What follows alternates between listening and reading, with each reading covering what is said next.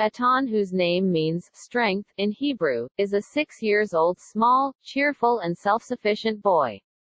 He lived with his parents, Stan and Julie, sister, Shira, 8, and brother, Ari, 2 at New York's Soho district.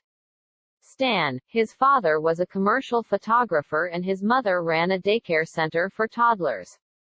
Atan had not returned home by 3:30 p.m. Julie, her mother, began to worry. Julie asked her neighbor if Atan was over at their house, but she found out that Atan didn't arrive at school. Julie called Stan and informed the police. Stan Pats began printing photos of Atan and showed to people on the street.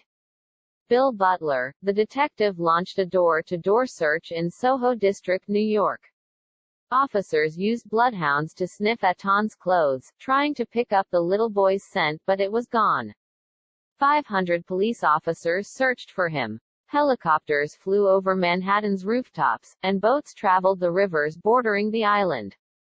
300,000 flyers of Atan's pictures were distributed. A small boy who, just like Atan, was stopped by police 11 times. Atan parents wanted to believe that he had been abducted by someone who wanted a child of their own, but there was no evidence supporting that conclusion.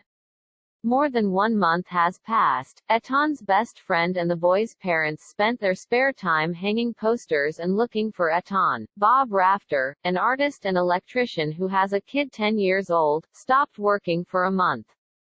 Spent his time raising money and printing flyers for Atan. The Soho Cooperative Playgroup created a committee called Atan Pats Action Committee to help in searching the boy.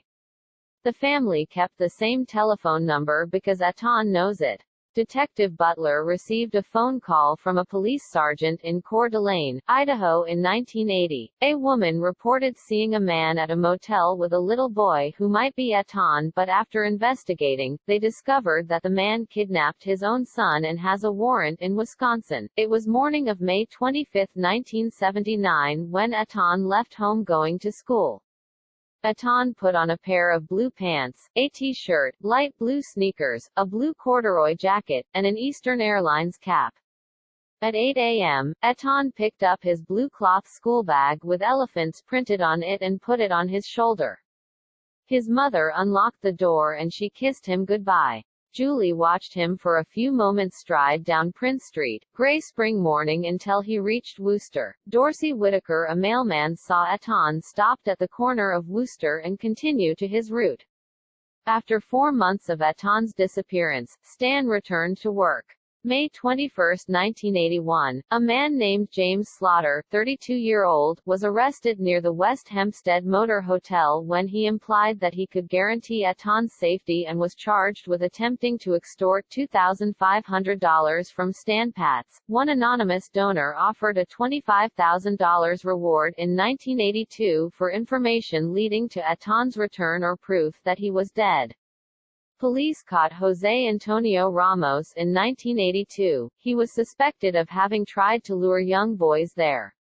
Ramos denied that he knew Atan, but he eventually admitted that he had dated a single mother who lived near the Patses and who had looked after Atan. Investigators could not find a strong link between Ramos and Atan, so Ramos was released. 3 years later, Stuart Gravois took on the case in 1985. Gravois decided to look more closely at José Ramos, who was in Rockview State Prison in Pennsylvania. Ramos was brought to Gravois' office on June 28, 1988, under questioning, but they didn't get anything for Atan's case.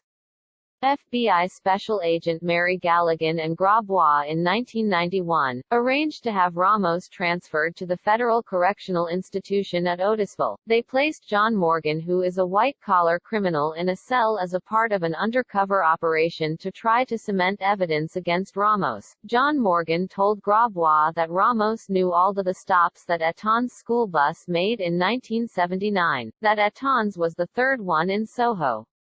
Ramos shared that his former girlfriend who had looked after Atan, it would be impossible to charge him with murder since there was no body. Jeremy Fisher, an informant, went in and got to work. Ramos described how he had picked up Atan on Prince Street and assaulted the boy.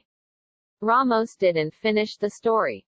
Gravois and Patzes was convinced that Ramos had killed Etan and burned the body. In 2000, the New York Police Department used modern forensic science to take another look at the case. In June 2000, a dozen police officers and detectives pulled up to the six-story red brick building at 234 East 4th Street on the Lower East Side where Ramos had lived in 1979, but all that they found were the remains of dead animals. In August 2000, they drilled holes in the floor, but sniffer dogs were unable to detect signs of human remains. In June 2001, Stan Patz, Etan's mother, declared his son legally dead. Etan Patz was declared legally dead 22 years after he mysteriously disappeared from a Soho street, the first step towards filing a wrongful death suit against Ramos in civil court. Manhattan Supreme Court Justice Barbara Kapnick ruled that Ramos was legally responsible for Etan's death in 2004. The case remains open. Etan Patz became the first missing child whose photo was placed on the side of milk cartons. His disappearance led to the designation of May 25, 1982 as National Missing Children's Day, the creation of a computer registry of missing children and the founding of the National Center for Missing and Exploited Children. Nancy Burson and husband David Kramlich at the Massachusetts Institute of Technology's Center for Advanced Visual Studies, pioneered the development of aging software. In 1984, Burson used the software to generate an updated image of what Etan Patz would have looked like at the age of 10.